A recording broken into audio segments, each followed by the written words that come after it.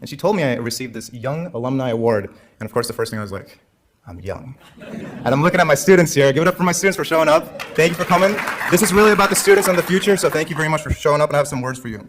So I'm very honored for this award. I'm even more honored that you think I'm young, so that's great, and don't forget that, students. So why did I take time out in the beginning to thank people, to recognize people? Well, that's what AHS is about. That's what this college is about.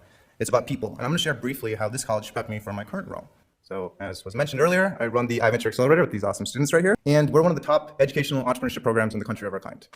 But you see, at the core of business, as you stated earlier, is solving problems. Because good business solves problems that makes life better for people. That's what I think. So that's where AHS is leagues ahead of every other college, I believe. And this college, during my college years, presented me with incredible opportunities that I think challenged me and gave me new perspective on how to lead and interact with people. Well, where else would I be forced to deal with so many diverse groups of people? Because in terms of success, in terms of making it after college, it's all about people.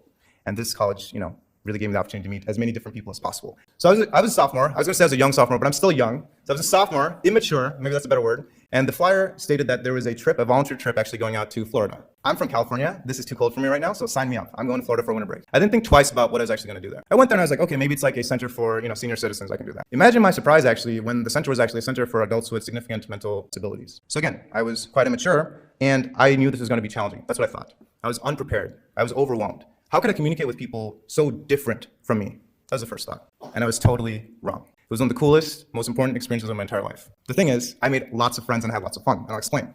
So one gentleman, he couldn't say my name, Manu, so he called me Batman. I hate to tell you that's my secret identity. Another lady, I think she had severe epilepsy, so she had seizures quite a bit.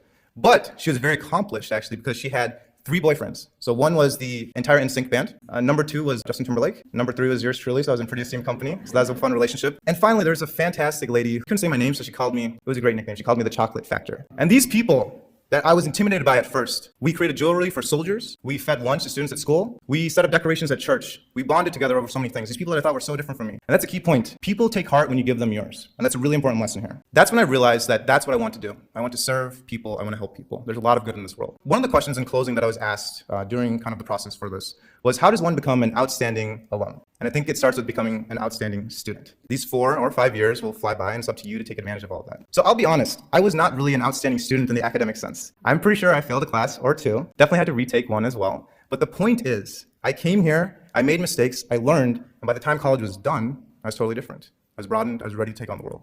And that's what AHS does. So in closing, the one thing that I want to ask you is, if there's that one student in class that you want to talk to, if you do want to start a business, if you do want to go to that chapter of a new RSO, just remember, AHS rhymes with yes. Do it.